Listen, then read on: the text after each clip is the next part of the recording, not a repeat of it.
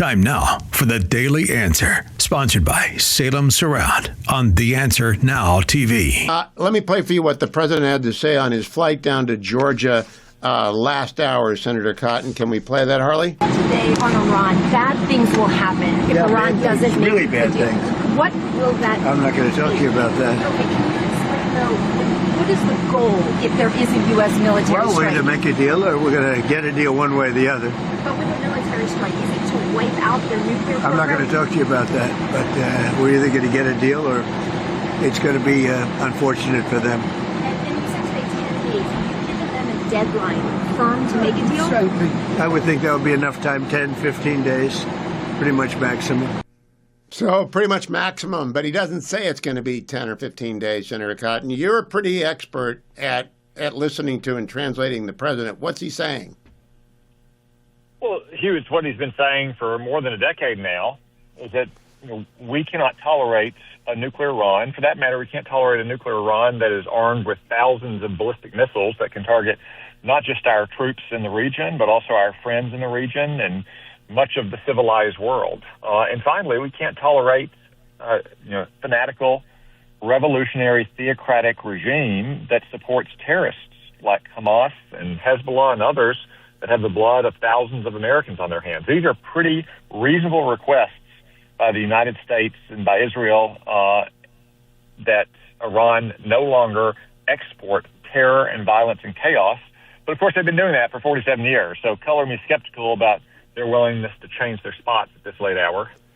Senator, you know that dictators can capitulate. Gaddafi capitulated on his WMD, nukes, chemicals, Scuds in 2003, 2004.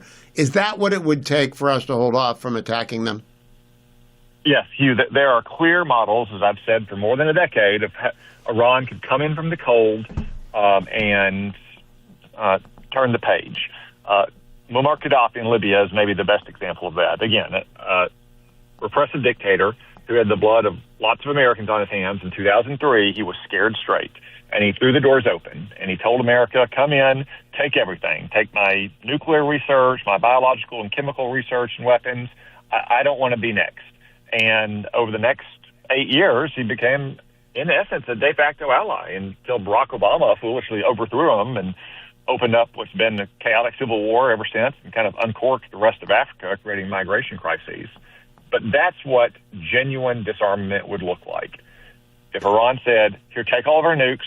By the way, we don't need ballistic missiles that can shoot halfway around the world either. And we promise we'll not only cut off Hamas and Hezbollah, we'll give you the keys to the kingdom and tell you where all the money's been going and where they're located and how you can get a hold of them.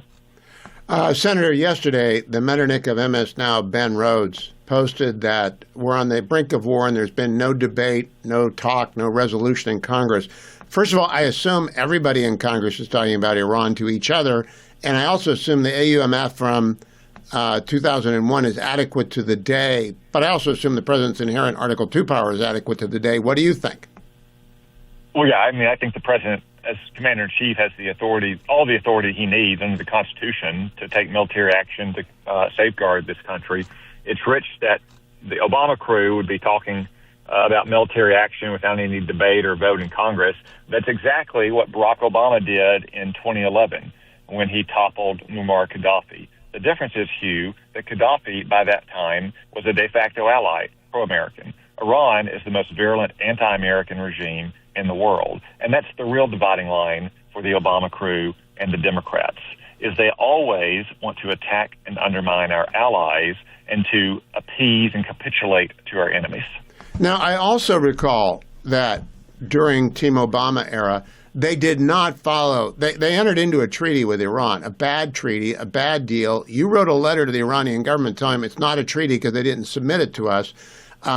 I believe the same would apply to President Trump. If they entered into a deal with us, it ought to go to the Senate, right? Hugh, I made two simple observations in that letter, along with 46 other Republican senators. One, if you don't have a treaty with the United States, you don't have much because it can just be reversed by the next president.